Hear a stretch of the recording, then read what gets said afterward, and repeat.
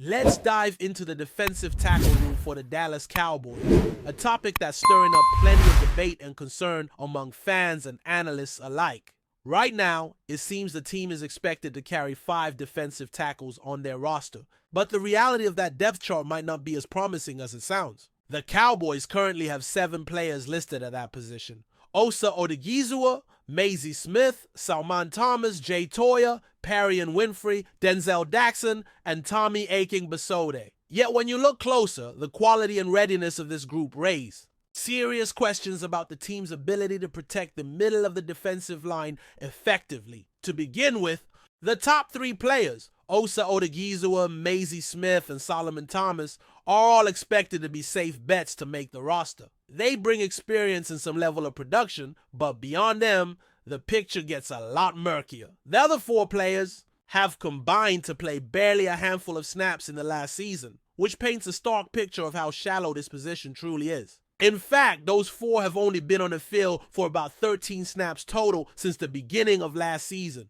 which is practically negligible for any meaningful depth. Then there's Jay Toya, a 7th round draft pick who has sparked some cautious optimism. He's shown flashes during training camp with the first team, but the truth is no one really knows what he can do at the NFL level yet. His lack of experience and the fact that pads haven't even been fully worn in camp underscore just how much of an unknown he remains. As a nose guard, a position that demands strength and the ability to clog running lanes, Toya's readiness is crucial, but still very much a question mark. This uncertainty at nose guard is troubling, especially considering the Cowboys have had persistent issues with stopping the run. What makes this situation feel all too familiar is that the Cowboys seem to be following the same blueprint they used last year.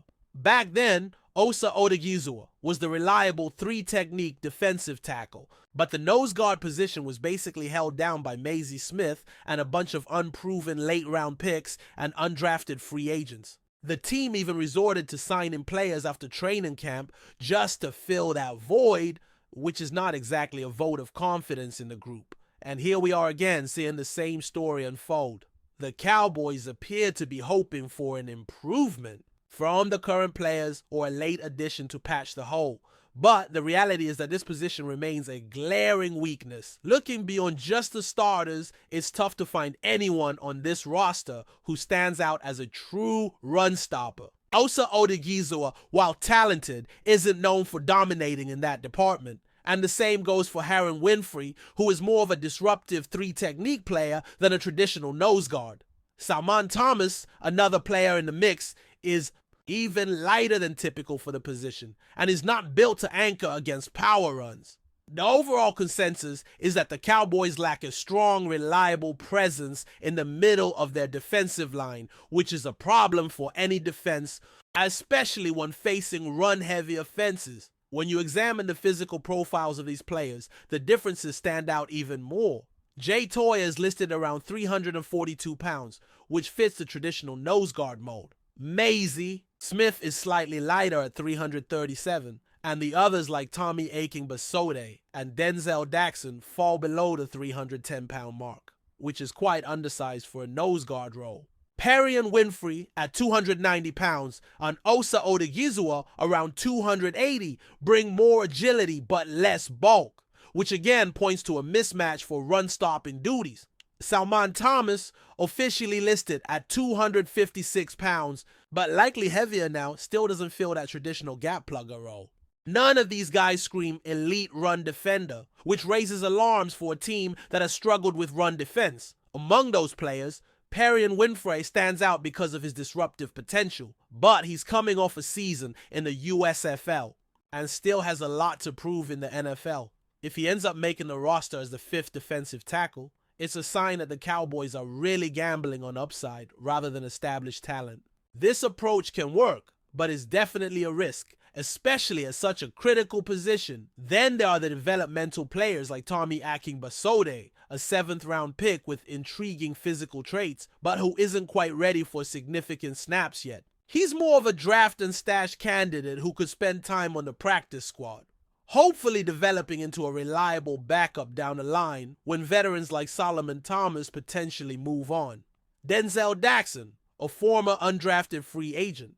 An international player pathway participant also figures to be more of a practice squad player unless he unexpectedly shines during preseason. These young players represent future depth but can't be counted on for immediate impact. With all this in mind, the question naturally turns to how the Cowboys can improve their defensive tackle situation. Free agency and trade options seem limited, especially this late in the offseason. Some names have been floated as possible fits, like Raekwon Davis, a big, tall nose guard who has had mixed success in the league. He reportedly struggled last year despite a decent-sized contract, which tempers expectations. Linval Joseph, a veteran with some prior experience on the Cowboys roster, could provide short-term depth. He's not a game changer, but he might be a serviceable fallback in case injuries strike.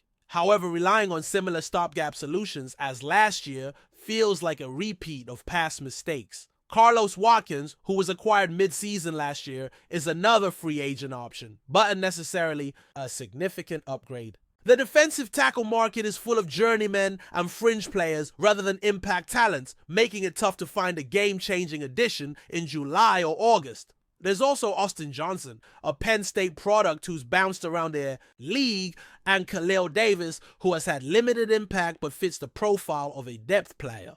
Armon Watts, who had some ties to Mike Zimmer and showed versatility on the defensive line, could be an option, but is hardly a difference maker. Trade possibilities exist, but they are slim.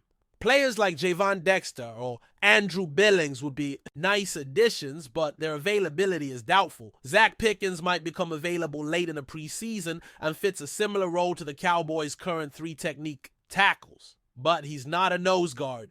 Other targets such as Brick Martin or Jordan Elliott are more nose guard flyers, players who could fill a gap but come with no guarantees. High-profile names like DJ Reader or Grover Stewart would obviously be ideal, but the Colts, who control their fate, are unlikely to trade these impact players before the season. Ultimately, the overarching theme is that if the Cowboys want to address their defensive tackle issues, they needed to do it much earlier in the offseason. Waiting until training camp or preseason to fix this spot limits the team's options and forces them to rely on unproven players or stopgap veterans. That's a tough spot to be in, especially when run defense is a known weakness and the middle of the defensive line is vital to any defensive success. This uncertainty about the defensive tackle room is creating a sense of unease among fans who understand that without solid play up the middle, the Cowboys' defense will continue to struggle against the run. Whether the current roster can step up or if the team will roll the dice on young players and late additions remains to be seen. But one thing is clear, the defensive tackle group is thin, inexperienced, and in need of reinforcement if Dallas wants to compete at the highest level this season. Turning attention now to the free agent and trade market, it becomes clear that the options to upgrade the defensive tackle room are limited, especially as the calendar inches closer to the regular season. The Cowboys, like many teams, face a conundrum when it comes to finding impactful defensive tackles after the draft, and early offseason moves have passed. This is a position where talent is scarce,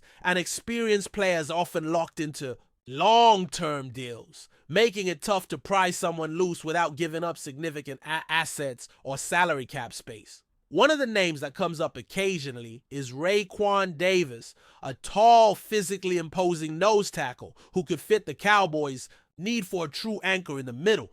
Davis has the size and length to disrupt offensive lines, which is exactly what a run stopper needs to do. But his production has been inconsistent. He reportedly had a tough year last season, failing to live up to expectations despite receiving a decent contract. This inconsistency makes him a risk. The Cowboys front office would have to weigh whether Davis can rebound and provide reliable snaps, or if he's just another body who won't make a significant difference. But before we continue, don't forget to subscribe to our channel and give this video a like. Your support helps us keep bringing you the latest updates on the Dallas Cowboys. Feel free to share your thoughts on the news in the comments as well. Whispers are stirring across the NFL landscape, and this time, the buzz centers around none other than TJ Watt, the Pittsburgh Steelers star linebacker. Recently, Watt dropped a comment that has fans and analysts alike buzzing with speculation. In a candid interview, the defensive powerhouse praised the Dallas Cowboys and intriguingly left the door open to a potential future with the iconic franchise. "I'd love to play there," Watt remarked, instantly sending shockwaves through the football community. TJ Watt, known for his relentless pass rushing and game-changing defensive plays, has been a cornerstone of the Steelers' defense for years. Yet his latest statement suggests he's at least open to exploring new opportunities. The Cowboys, a team always hungry for defensive dominance and looking to return to their former glory, could be the perfect fit for Watt's ambitions. His praise of Dallas isn't just casual chatter. It hints at admiration for the organization's culture, fan base, and recent investments in talent. This revelation arrives amid ongoing speculation about Watt's contract and future with Pittsburgh. While no official talks of a trade or free agency move have surfaced, the linebacker's openness has ignited a frenzy of rumors. Could the Cowboys be positioning themselves to make a bold move for one of the league's most feared defenders? The idea of Watt donning the silver and blue is tantalizing, especially considering Dallas's recent defensive struggles and their high-profile acquisitions aimed at bolstering their roster. For the Cowboys, adding TJ Watt would instantly elevate their pass rush and overall defensive presence, providing a much-needed spark. For Watt, the opportunity to join a team with a storied legacy and passionate fan base might be too tempting to pass up. While nothing is confirmed, Pittsburgh surely wants to keep their star player, the linebacker's admittance of interest fuels speculation about a potential blockbuster trade or free agency signing in the near future. As the NFL offseason unfolds, all eyes will be on the Cowboys and Steelers to see if these whispers evolve into a real shakeup. TJ Watt's enthusiasm about Dallas is more than just talk. It's a spark that could ignite a major shift in the league's balance of power. Fans of both teams are eagerly waiting to see if this rumor turns into reality, with the possibility of witnessing one of the game's top defenders stepping onto the field in a Cowboys uniform, becoming an exciting, if uncertain, prospect. Until then, the NFL world remains on edge, watching every move, every hint, and every word from TJ Watt as the tantalizing possibility hangs in the air. That's it for this update. If you enjoyed the video and want to keep receiving exclusive news about the Dallas Cowboys, please subscribe to our channel and give this video a like. We always look forward to your comments and opinions. See you in the next video.